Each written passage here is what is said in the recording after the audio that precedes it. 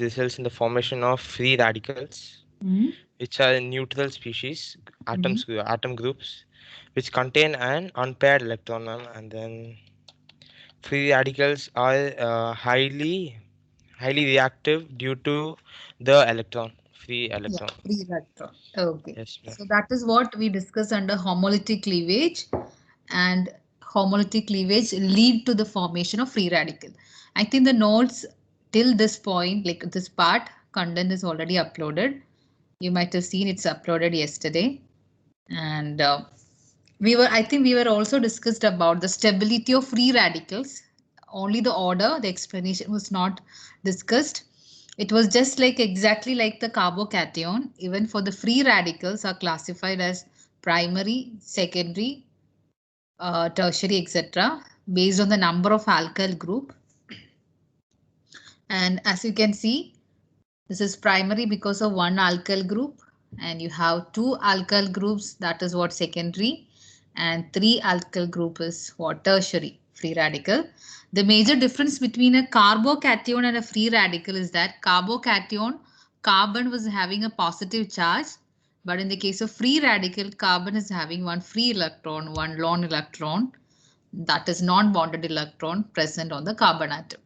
So that is how you can differentiate uh, free radical and carbocation, and the trend in the stability is same for both the group. Like for carbocation and free radical, for both of them, the tertiary are more stable compared to secondary, primary, and the methyl radical, that is the simplest one, is the least stable one. Okay, I think this was the last thing, right? I'm wait about nucleophiles and electrophiles which we did. Okay. Anyway, we'll just quickly go through it to continue. In organic reactions, rather than using the term reactant generally, we may classify the terms as substrate and reagent. Substrate mean it is a reactant, but that substrate is something where the new bond formation is associated with. So you can see this example, ethene molecule, which is a carbon-carbon double bonded compound, which is in which a new bonds are added or new bond formation has taken place. So that is why we call ethene is the substrate in this particular reaction, because on ethene there is new bond formation has taken place. And the rest of the reactants we call it as reagent, because that is the reason why a reaction has taken place on the substrate. So reagents is something which bring about a change on substrate. So that is how we classify reactants as substrate and reagent. Both are reactants. In inorganic, we just call it reactants and product, but here, rather than the reactant, we call the word, like we use the word substrate and reagent. So these reagents, which is bringing the change, which is the reason for making changes on the substrate, that reagents are classified into two. That is what a nucleophile and electrophile is. So I still remember we have got a discussion on what is nucleophile, its basic definitions. What is a nucleophile and electrophile? Nucleophile mean nucleus liking or loving, and they are looking for or they are seeking nucleus. Nucleus mean it's a positive charge. So something which is looking for a positive charge mean they themselves are negative in charge, or you can say they are electron rich compounds.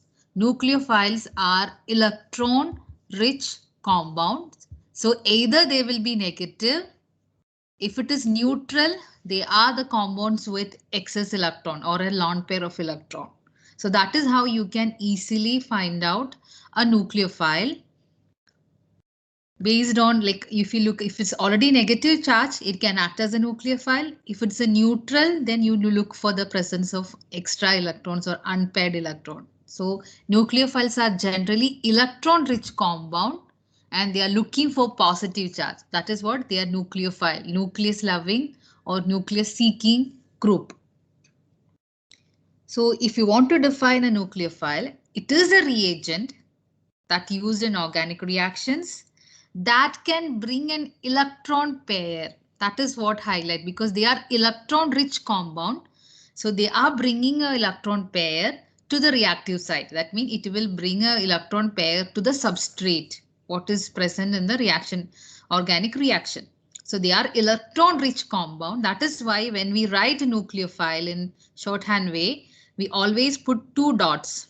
Sometime in some other way you can see there are two dots on nitrogen. In any way, it simply indicates that they are electron rich compound. There are electrons in them which they can donate or they can bring to the during the organic reaction. That is what a nucleophile is. And a reaction in which a nucleophile is involved are called nucleophilic reaction. Because this is gonna terms you're gonna learn next year in detail about the mechanism, nucleophilic reaction, electrophilic reaction. In this year also it is there in the next chapter, hydrocarbon, but most of the example you will see next year as well. Okay, so nucleophile is nothing but it is a reagent. It's a reagent which can bring a pair of electron to the reactive site. So they are themselves are electron rich compounds, so they can bring a pair of electron, and that is why they are looking for a positive charge. They are attracted towards a positive charge and they will ready to donate that a pair of electron to that positively charged reactive centers. That is what a nucleophile is. And if you look at the definition of an electrophile, it is exactly opposite to that of it. Definition of a nucleophile. That means they take away electron pair. So always electrophile, we write E plus indicating that they are electron deficiencies there, like they are electron deficient groups or atom where either they contain a positive charge, carries a positive charge, or they are neutral compounds with electron deficiencies. So that is why they are looking for electron. That is why the name is electrophile, electron loving or electron seeking compounds or atoms. Electrophile is a species where it is looking for the electron because they are lacking. They are lacking electron because they are either positive or there is electron deficiencies there. Such reactions are called electrophilic reactions. So organic reactions are classified as nucleophilic reaction and electrophilic reaction based on what type of reagent is added. Okay, substrate will be normally an organic part, carbon compounds, hydrocarbons or aromatic compound, whatever it is, that will be substrate. And based on the reagent you are using, organic reactions are classified as nucleophilic reactions and electrophilic reactions. Am I clear?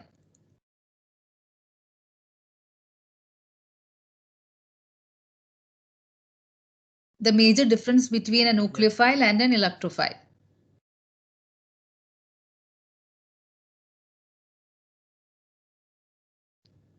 Am I clear? Yes, ma'am. Yes, ma'am. Okay. If you look into the examples, right? Electrophiles, you can have both neutral and positively charged groups, species can act as an electrophile because they themselves lack electron. So obviously, when some these reagents which are positive in charge, without any doubt, you can say they are electrophile because they themselves is positive. So they are looking for electron. That is why they are electrophile. Similarly, nucleophile mean they are looking for a positive charge. So all the negative reagents comes under nucleophile because they carries a negative charge. So they are looking for positive. Nucleus seeking or nucleus loving. That is what a nucleophile is. So when something is positive, obviously it is electrophile. The reagent which is negative comes under nucleophile. Now the problem will come with the neutral. Because electrophile can be neutral or sometimes nucleophile also can be neutral. But that also you can easily differentiate. As you look into the examples of nucleophile, you can see H2O. That is a very well-known example and you have already learned about its bonding. And in the structure of H2O, we discussed that there are pair of electrons which are free lone pairs of electrons on the oxygen. That means they are neutral but yet can act as a nucleophile because they have got a free electron, that is they are non-bonded lone pair of electrons are there on oxygen, which makes it a nucleophile. So basically in all these examples, you can see they contain oxygen or they compounds of nitrogen or sulfur where there are a pair of electron, a lone pair of available to share with something. So such kind of groups will be coming under nucleophile, and they are neutral as well as they are nucleophile also.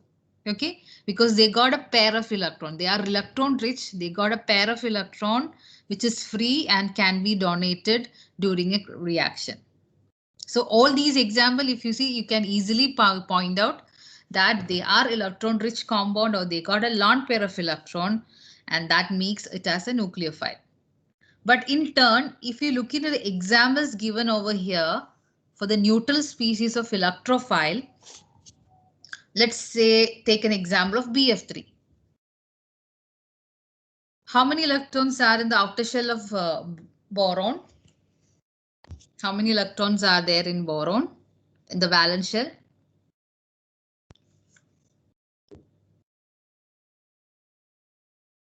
Boron is group 13, like aluminium. 3 more. Yeah, there will be 3. Yeah, there will be 3 electrons are there, and it is making 3 bonds with fluorine. So there are 3 bonding taking place. So how many electrons around the central atom?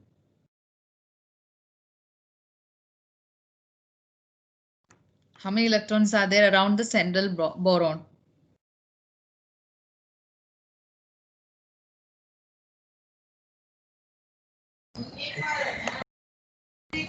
6 more. 6 electrons. There are 3 bond pairs, or you can say 6 electrons are there. But as we know that it's our expectation, we need octet, that is 8 electron surrounding the central atom. That is what the normal expected number of electron. That means BF3 is an electron deficient compound because it has got only 6 electron. Right? So such neutral compounds are coming under electrophile. If you take AlCl3, SO3, FeCl3, and if you analyze in this way, you will say that the number of electrons around the central atom, or they lack like electrons, and they have electrons less than 8 electron. That means these compounds are coming under electron deficient compounds. So such electron deficient compounds can act as electrophile. Even though they are neutral, but still they can they are looking for electrons because they themselves is electron deficient. Because of this electron deficiency, they can be attracted towards a electron. That is why they comes under electrophile, electron loving or electron seeking groups. So go through all these examples. You may not have to by heart because the positive and negative charge, it makes easy to classify it as positive and negative charge species. But for the neutral thing, you need to look into the number of electrons. If there is a lone pairs present, then they can act as a nucleophile. And if there is a deficiency in the number of electron, then such neutral compounds can act as electrophile.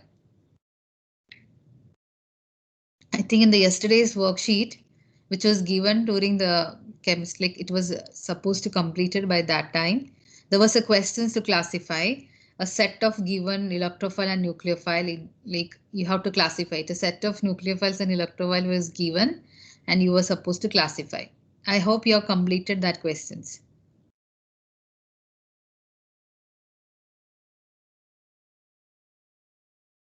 Yes, ma'am. Okay. So go through these things.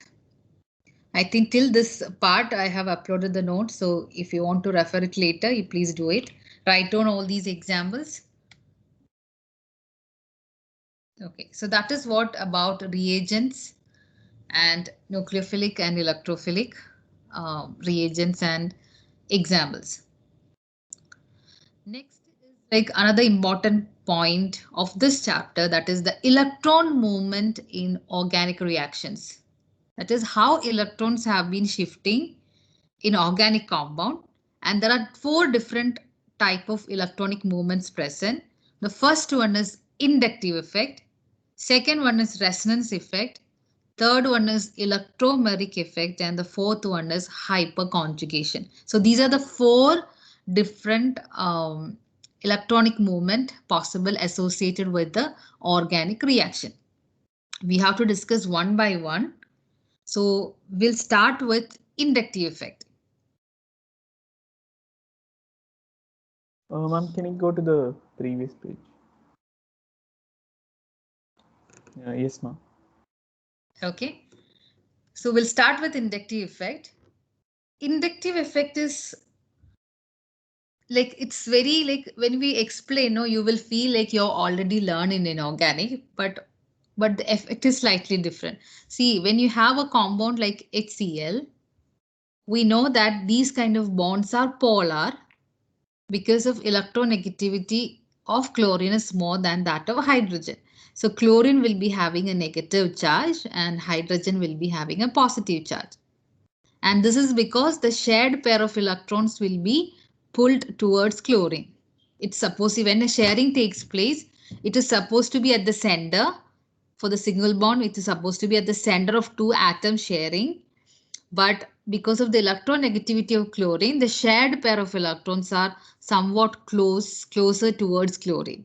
That is why there is a slight negative charge for chlorine atom and a positive charge for hydrogen. So this is what a polarity. This is how a polarity is introduced in covalent bonds when we discuss under inorganic chemistry. But in organic compound, the same thing happens. Okay, a polarization takes place for the sigma bond. Sigma bond means single bonds. What they meant is like single carbon-carbon single bond. There's a polarization for a carbon-carbon single bond due to the presence of some kind of what you can say substituents present in the compound. So in this given example, as you can see, there is a substituent which is actually electronegative, and they pull the electron towards it. So obviously, when a shared pair of electron in a covalent single sigma bond is being pulled towards one of the atom mean, that atom will get a negative charge, slight negative charge, and the neighboring atom will get a positive charge. That is a normal, that is what we expected in inorganic. But in organic, this polarization can be extended through carbon chain. It will be transmitted through carbon chain. So if you number the carbon as 1, 2, 3, and 4, okay, the first carbon, the experience will be more because this first carbon is more closer towards this electronegative species. So that carbon will be experiencing more what you can say electron pull from it by the X group or by the electronegative group. And what about the second carbon atom? It is also will be experiencing electron pull, but that pull will be very less compared to that of first carbon.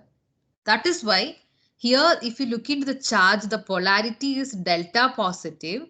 And for the second carbon atom, it is double delta positive. That means it is even smaller than first carbon. Delta positive is more positive.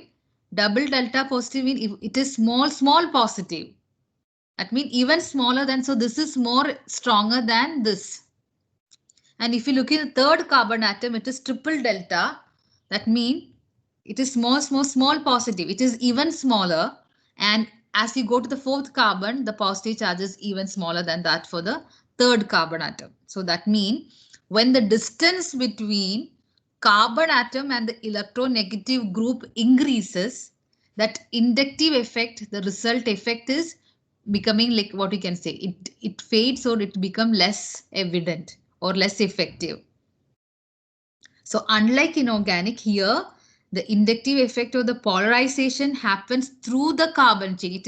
It is transmitted through the carbon chain, not only on the neighboring carbon atom, the other carbon atom also in that compound experiences that electron pull and there is a polarity created. So this effect is known as inductive effect.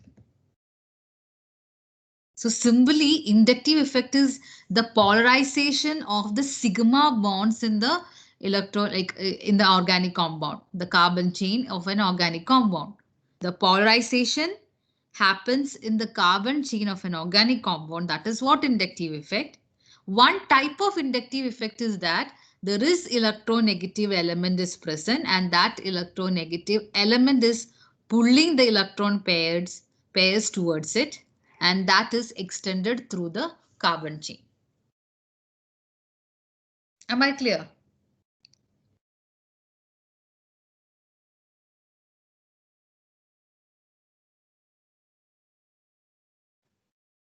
Yes, ma'am. Okay, so this is one way of defining inductive effect, taking an example of electronegative atom or group attached to the carbon chain, and due to this electronegative element, the electron pairs in the sigma bond will be shifted towards it, and that shift is extended through the sigma bonds, and all the carbon atoms in that chain will be experiencing some effect due to this electron pull. So this polarization of the sigma bond is known as inductive effect. And you can say when the distance between the electronegative element and the carbon atom increases, inductive effect becomes less effective.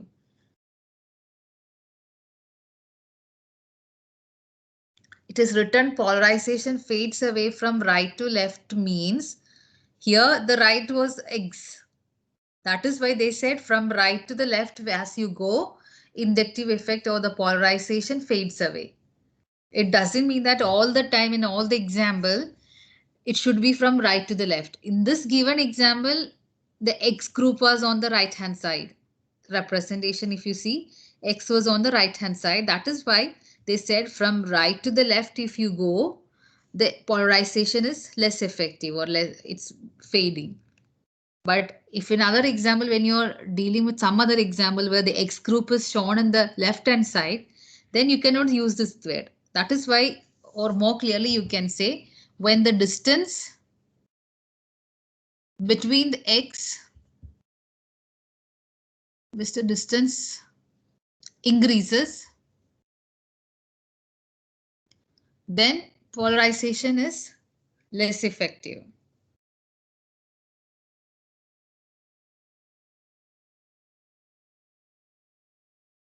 So we know that in a normal hydrocarbon, where there is only carbon-carbon bonds with hydrogen, this inductive effect is not possible because it's simply carbon-carbon bonds, and we know that hydrogen is not at all inductive, like electronegative, or it does not have almost no effect on carbon atom. That means the electronegativity of hydrogen and the carbon is almost same.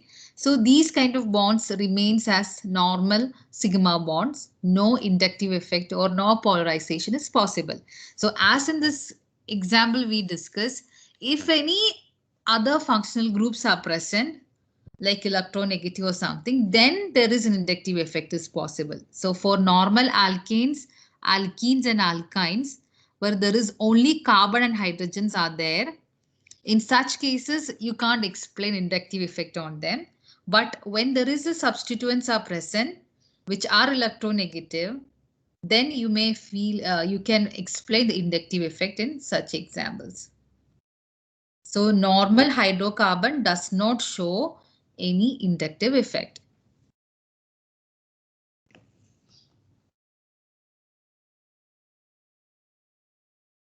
I hope it is clear.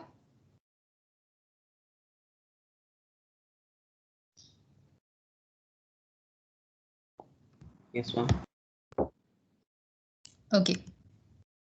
So this substituents on hydrocarbon. So basically, if you take any example, the major part is the carbon chain. And we take all the other examples of the functional group as a substituent on a hydrocarbon chain. So if you want to say about chloromethane or chloro compounds, halo compound, we say that one of the hydrogen is replaced with chlorine. Rest all are like part of a normal hydrocarbon. And if you are just removing one of the hydrogen with chlorine, that will become halo compounds. Okay, so one hydrogen is replaced with chlorine. So usually this substituents, which is comes on the carbon chain or the hydrocarbon, based on the nature of the substituent, like the substituents can be classified in two different categories. First category is electron withdrawing groups. And the second category is electron donating groups.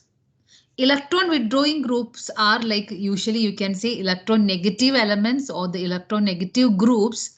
That is what we explained in this key example. The presence of electron negative groups, what happened, like they pull the electrons towards that particular group. So that kind of groups, atoms or groups are coming under electron withdrawing. They actually withdraws electron from carbon towards it. So you can see halogens, all the halogen, chlorine, fluorine, bromine, etc. They are electron withdrawing because of their electronegativity. They always take away the electron of the sigma bond from carbon towards it. Other examples are nitro compounds, cyano compounds, carboxyl compounds, esters, aryl oxy, etc. Right? So this kind of inductive effect where substituents are electron withdrawing and they take away the electron pairs away from the carbon atom is known as minus I effect, or it is known as negative inductive effect. I stands for inductive and negative because they take away electron from the carbon atom. That is why it is known as negative I effect or negative inductive effect. So negative inductive effect mean these are the substituents on the carbon atom, and these substituents are pulling the electrons towards itself. That means they take away the electron density, you can say, because they are shared pair of electron. That electron density will be pulled towards these groups, or they take it away from the carbon atom. That is why these kind of inductive effect, which lead like when electron pairs are pulled towards one of the element or group, there will be polarity, right? That is what inductive effect, the polarization of the sigma bond. So that if this polarization happens because the groups present are pulling the electrons towards themselves, are called negative I effect or negative inductive effect. So that is what we explained in this example is a negative I effect. Because the group present was an electronegative group and they were taking away the electron density, electron cloud towards it and away from the carbon.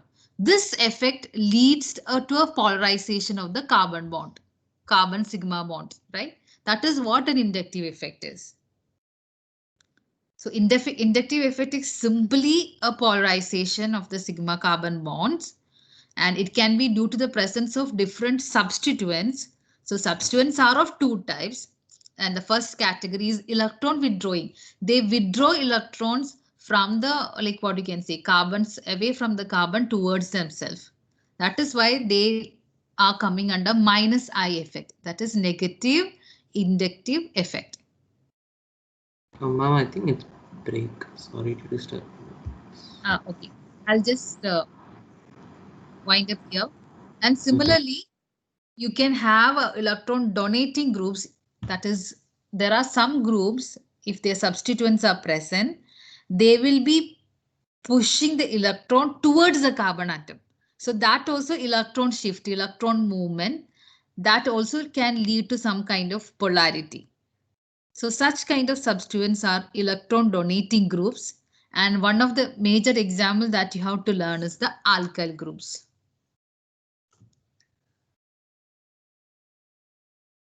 In the next year, you are learning the full chart of electron withdrawing and electron donating groups. So you will get a better picture next time, but you should know that what is an inductive effect, what is plus I effect and minus I effect. Okay. Okay, ma'am. Okay. We'll continue tomorrow as it's your break. I don't want to take it. Please go through these things and come back so that we can continue with our discussion. Thank you, ma'am. Thank you, ma'am. Bye. Thank you, ma'am. Thank you, ma'am.